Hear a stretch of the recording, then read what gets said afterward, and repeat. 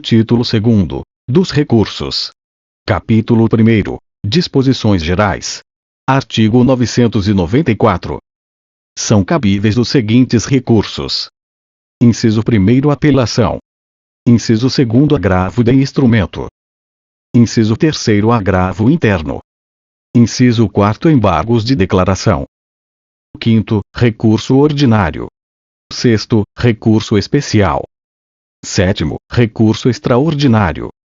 Inciso 8º, agravo em recurso especial ou extraordinário. 9º, embargos de divergência. Artigo 995. Os recursos não impedem a eficácia da decisão, salvo disposição legal ou decisão judicial em sentido diverso. Parágrafo único.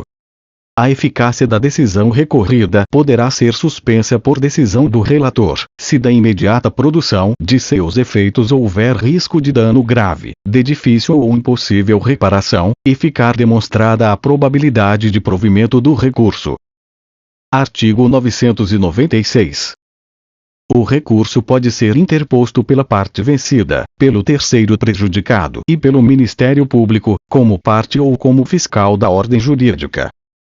Parágrafo único.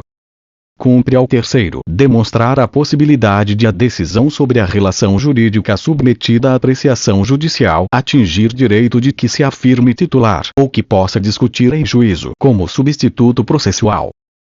Artigo 997. Cada parte interporá o recurso independentemente, no prazo e com observância das exigências legais. Parágrafo 1º. Sendo vencidos autor e réu, ao recurso interposto por qualquer deles poderá aderir o outro.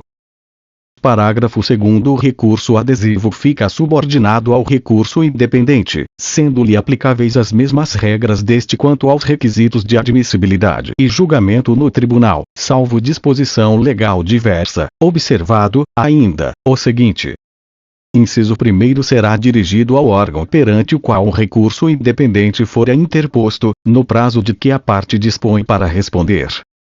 Inciso 2º. Será admissível na apelação, no recurso extraordinário e no recurso especial.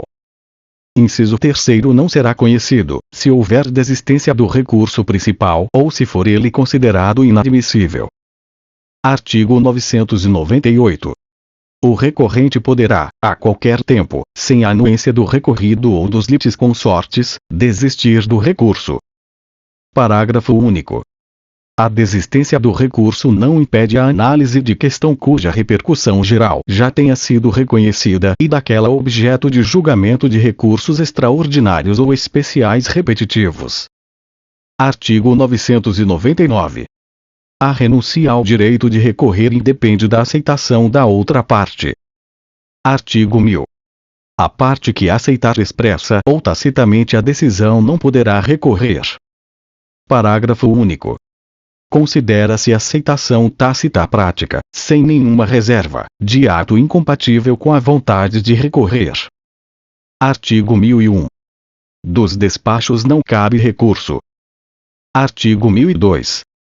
A decisão pode ser impugnada no todo ou em parte. Artigo 1003. O prazo para interposição de recurso conta-se da data em que os advogados, a sociedade de advogados, a advocacia pública, a defensoria pública ou o Ministério Público são intimados da decisão. Parágrafo 1º. Os sujeitos previstos no caput considerar-se-ão intimados em audiência quando nesta for proferida a decisão. Parágrafo 2º. Aplica-se o disposto no artigo 231, incisos 1º a 6º, ao prazo de interposição de recurso pelo réu contra a decisão proferida anteriormente à citação. Parágrafo 3º. No prazo para interposição de recurso, a petição será protocolada em cartório ou conforme as normas de organização judiciária, ressalvado o disposto em regra especial. Parágrafo 4º. Para aferição da tempestividade do recurso remetido pelo correio, será considerada como data de interposição a data de postagem. Parágrafo 5º. Excetuados os embargos de declaração, o prazo para interpor os recursos e para responder-lhes é de 15 dias. Parágrafo 6º. O recorrente comprovará a ocorrência de feriado local no ato de interposição do recurso. Artigo 1004.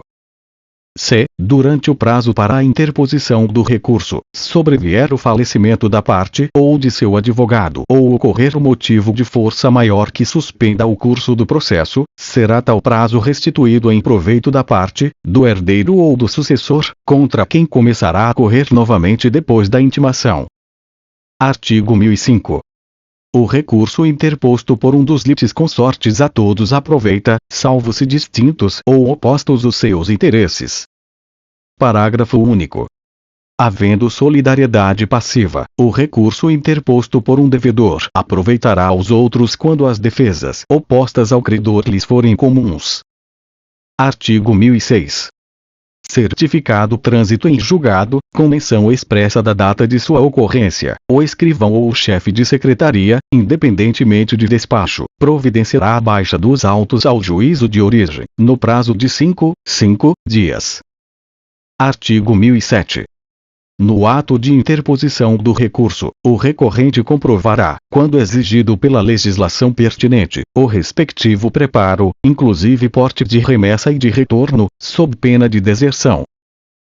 Parágrafo 1º. São dispensados de preparo, inclusive porte de remessa e de retorno, os recursos interpostos pelo Ministério Público, pela União, pelo Distrito Federal, pelos Estados, pelos municípios, e respectivas autarquias, e pelos que gozam de isenção legal.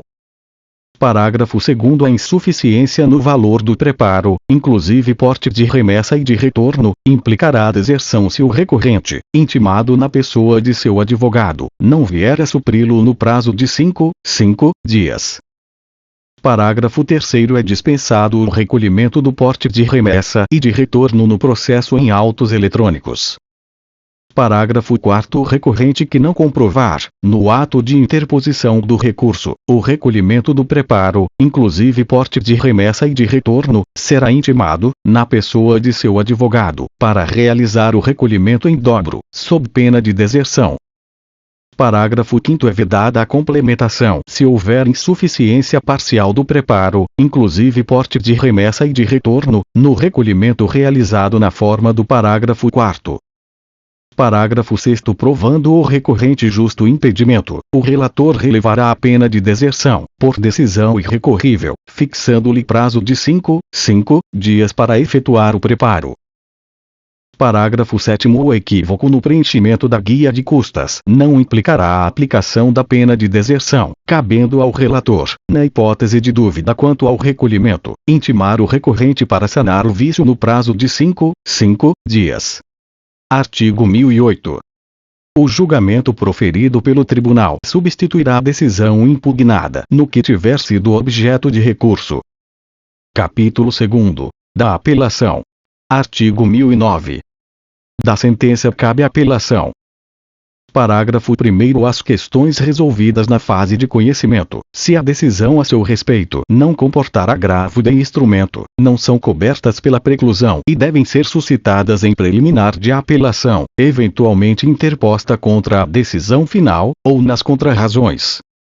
Parágrafo 2º. Se as questões referidas no parágrafo 1º forem suscitadas em contrarrazões, o recorrente será intimado para, em 15 dias, manifestar-se a respeito delas. Parágrafo 3º. O disposto no caput deste artigo aplica-se mesmo quando as questões mencionadas no artigo 1015 integrarem capítulo da sentença. Artigo 1010.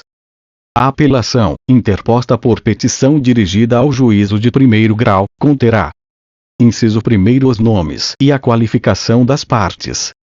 Inciso 2º. A exposição do fato e do direito.